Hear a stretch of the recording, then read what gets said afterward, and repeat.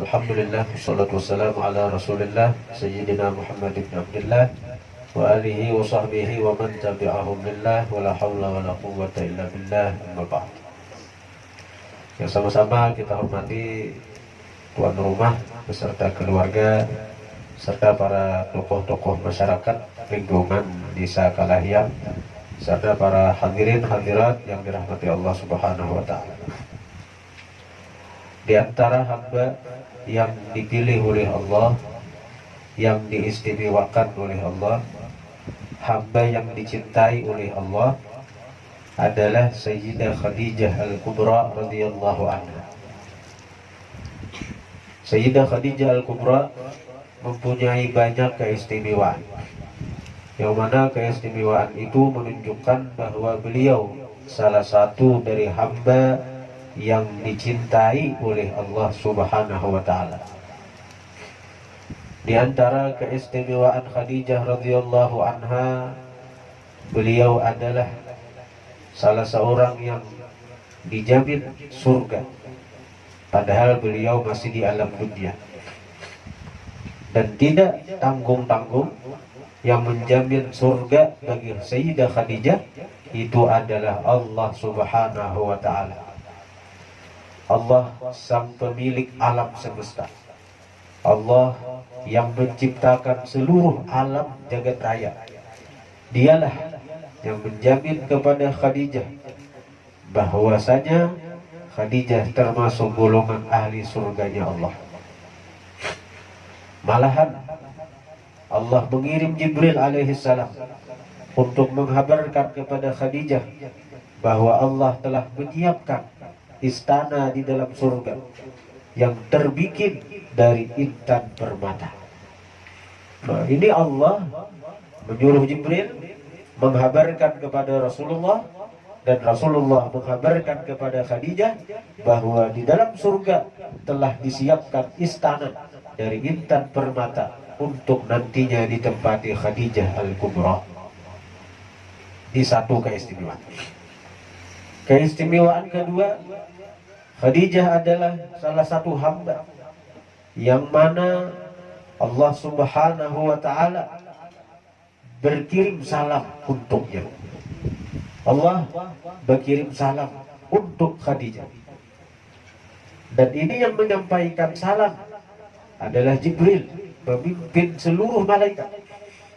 Yang membawa salamnya Allah itu dari atas langit, Jibril turun ke bumi membawa salam Allah untuk Khadijah. Kemudian salam itu disampaikan kepada paling mulia makhluk, paling mulia makhluk yang telah diciptakan Allah, yaitu Rasulullah. Rasulullah yang menyampaikan salam itu kepada Khadijah. Jadi keistimewaan Khadijah yang kedua, Allah berkirim salam untuk beliau. Yang berkirim salam Allah, Sang Maha Pencipta alam. Yang membawa salam Jibril, pimpinan seluruh malaikat-malaikat yang mulia. Yang menyampaikan salam kepada Khadijah adalah makhluk yang paling mulia yang diciptakan Allah Ta'ala, yaitu Rasulullah. Inilah kemuliaan kedua dari Khadijah. Kemuliaan ketiga yang Allah berikan kepada Khadijah, bahwasanya Allah mengeluarkan dari rahim Khadijah para wali-wali besar, para wali-wali agung yang punya karamat luar biasa, yang nama-nama mereka sampai sekarang masih terus disebut oleh kita. Dari Khadijah lahir Fatimah Zahra. Dari Fatimah Zahra lahir Sayyidina Hasan dan Husain. Dari Sayyidina Hasan lahirlah wali-wali agung. Di antara wali-wali itu ada Syekh Abdul Qadir Al-Jilani. Di antara wali-wali itu ada Syekh Muhammad Samman Al-Madani. Syekh Samman Al-Madani, Syekh Abdul Qadir Al-Jilani itu adalah zuriatnya Khadijah Al-Kubra radhiyallahu anha. Dari Sayyidina Husain lahir wali-wali besar. Di antaranya Al-Imam Al-Faqih Muqaddam Muhammad bin Ali Ba'alawi. Di antaranya Al-Imam Abdullah bin Alawi Al-Haddad, pengarang Ratibul Haddad. Di antaranya Al-Imam Ali bin Muhammad Habsyi, pengarang Maulid Habsyi, yang dimana-mana orang membaca daripada Maulid Habsyi itu. Dan sebagaimana kita ketahui bahwa tidak beribadah seorang dzurriyyah, melainkan pahala dari ibadah itu sampai kepada datuk buyang mereka. Seorang anak beribadah, maka pahalanya akan sampai kepada orang tuanya. Karena orang tua adalah sebab adanya si anak.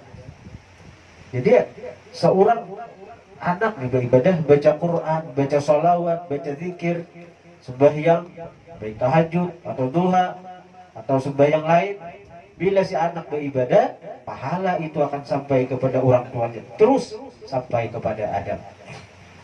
Asal Islam kuitannya. Karena sebab adanya ibadah si anak itu, sebab adanya datuk moyangnya, sebab adanya kuitannya.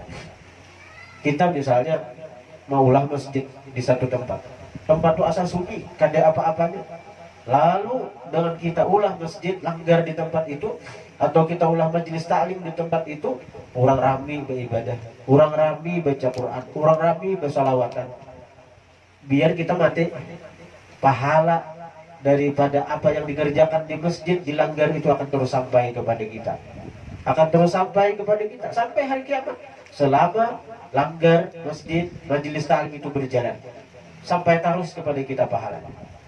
Maka selama ada dzurriyyah kita yang saleh dan salehah, pahala akan terus mengalir kepada kita sebagai orang tuanya.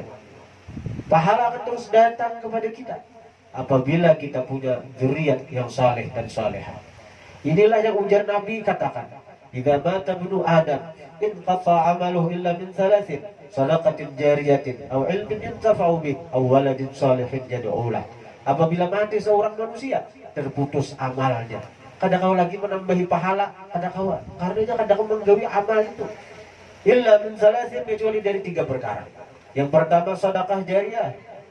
Kita bangun langgar, bangun masjid, atau ilmu yang diambil manfaat dengannya, atau anak soleh. Nah, jadi Nabi mengatakan itu, anak soleh yang selalu mendoakan baginya. Berdoa itu bagian daripada amal taat, amal soleh. Maka apapun yang dikerjakan si anak akan terus sampai kepada orang tuanya. Karena itu kita berharap kepada Allah, kita minta kepada Allah agar kita diberi dzurriyyah yang saleh dan saleh, sehingga anak kita, anak keturunan kita akan menjadi ladang pahala bagi kita sampai hari kiamat. Walaupun kita hidup di dunia cuma sebentar, walaupun hidup di dunia cuma 1 mat, apabila kita punya keturunan yang saleh dan salehah, maka dari merekalah pahala akan terus datang kepada kita. Maka dari merekalah anugerah-anugerah Allah akan selalu tercurah kepada kita, walaupun kita sudah terbujur di alam kubur. Nah, jadi kita doakan, mudah-mudahan dengan berkat Sayyidah Khadijah Al-Kubra, berkat Maulid Rasulullah, berkat wali-wali Allah, dan berkat syafaatnya baginda Rasulullah, bahwa kita diberi Allah anak yang saleh dan salehah. Terutama kita doakan anak yang baru kita namai tadi, yaitu Muhammad Arfa, Muhammad Arfa Al-Fatih, Muhammad Arfa Al-Fatih bin Fahmi. Mudah-mudahan menjadi anak yang saleh, anak yang berbakti kepada Allah, berbakti kepada Rasulullah, berbakti kepada kedua orang tuanya. Mudah-mudahan anak ini menjadi sumber pahala bagi kedua orang tuanya. Mudah-mudahan ini anak menjadi penyejuk mata dan hati bagi kedua orang tuanya dan bagi kaum muslimin pada taatnya. Amin ya rabbal alamin.